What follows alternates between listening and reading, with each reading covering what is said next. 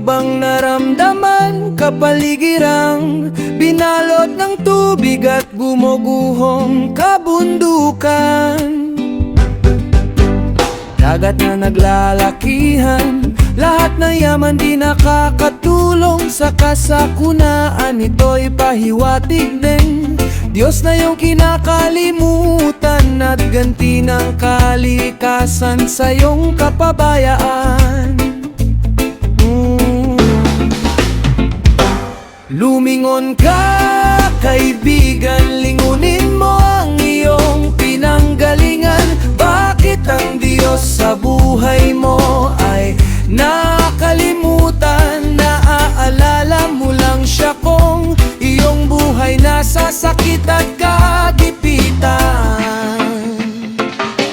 Lumingon ka, kaibigan, lingunin mo ang iyong pinanggalingan. Tumulong ka sa mga nangangailangan, dahil ang ganti ng Diyos walang pinipili, mahirap man o mayaman. Kaibigan, iyo bang makikita mga taong nahihirapan?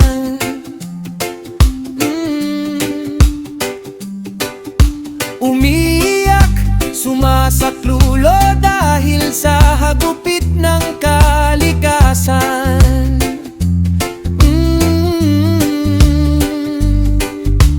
Kailan ba natin maintindihan na ang lahat ng gawang kapabayaan sa ating din ng kapahamakan?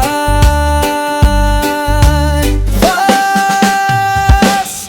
Lumingon ka, kaibigan, lingunin mo ang iyong pinanggalingan. Bakit ang Diyos sa buhay mo ay nakalimutan? Naaalala mo lang siya kung iyong buhay nasa sakit at kagipitan.